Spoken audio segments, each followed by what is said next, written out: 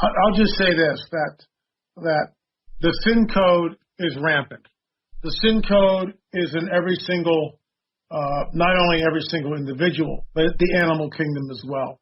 This whole place is under the sway of the sin code. And when we become born again and spirit-filled, that changes everything. That begins to change us. It begins to move us away from the sin code.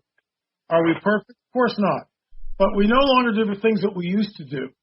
And some of those things, maybe they take 2 days to get healed from. Others, 2 years. Others, 20 years.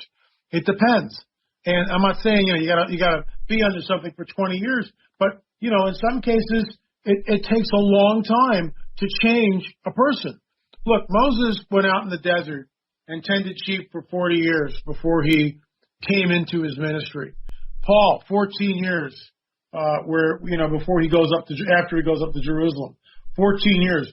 If you go through the biblical narrative, everyone spends time, what I come to call it, everyone spends time on the anvil in God's forge. And what happens on that anvil, he heats you up in that forge and puts you on that anvil and takes the hammer and begins to pound us into a different shape. And that takes time.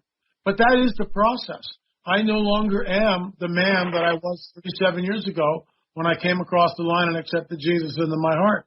So what we're seeing is this pulling. We live in this tension. And part of that tension is there are people around us who, because they will not embrace the Son, and there's a reason for this, because of their free will, and they don't want to give up what they think is the reins to their life. They don't want to give up their sin nature or have their sin nature changed. So there's this tension all around the believer, and that tension is we are pounded on a daily basis with soft porn. It's every But most people don't understand something, and since L.A., you were at Fatima and the visit of Fatima, that was Muhammad's daughter's name, too. And years ago, I said that, and I did, Doug, doesn't matter the record, those people who listen to me on KHNC, I said the day will come when Islam will merge with Catholicism, not traditional Catholicism, but an offshoot. How is it that every time the Pope kisses the Quran, but he mocks the Bible, puts down Jesus, absolutely, is a man who seems to have more affinity, wanting a one-world government, a one-world religion, of course, he'd be the head of it, or he'd share his reins with it. I think it's going to be easier than most people imagine for the merging of Catholicism and Islam to take place. Now, again, I'm not talking about traditional Catholicism. I'm talking about, I don't know, even if somebody's a Catholic wants to send me an email to tell me what it is that you guys are calling it. Because, look, I have friends. Some of my best friends in the world are Catholics. I want to make it clear, okay? I'm not bashing anybody's faith. I don't agree with some of the tenets of their faith, but I know there are people that are Catholics that really love God. That's between them and God.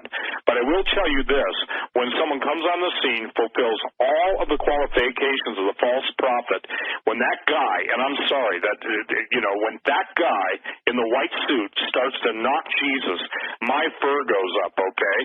When that guy in the white robe starts saying the Bible is basically not to be taken personally, when he says that the most dangerous people are those claiming a personal relationship with Jesus, you understand what he's saying?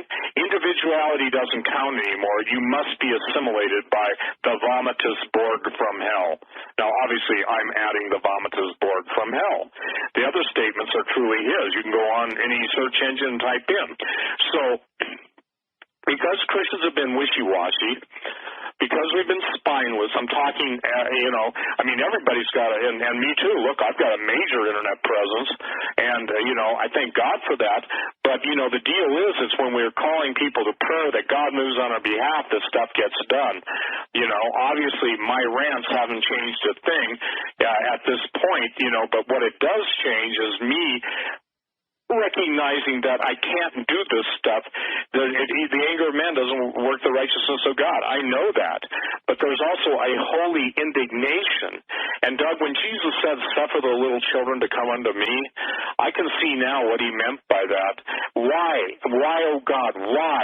Why, oh God? And somebody says, well, yours is not to question why. No, my why is the cry of my heart. But it's not why God, are you allowing it, is why God do your people stand for it? I want that. There's a good statement. Because everybody blames all bad stuff on God, okay? So, but it's why God, and when he says, because my people stand for it, there's more scripture basically undergirding that statement than most people would believe. Jesus said that if a salt loses savor, it's good for nothing, but under the foot of man. It basically, in the New Testament time, that's what they did to salt that was no longer salty. They used it as road mix. You know what road mix produces? Roadkill. And I'm just saying this, that there's too many people that, can sing that in the sweet by and by, but they better get it on the here, and now, or they better kiss the sweet by and by goodbye with other parts of their anatomy. Here we go again, another showstopper. Oh, man. Yeah, exactly. You're exactly right. L.A., go ahead and pump in. Let's see how your audio is.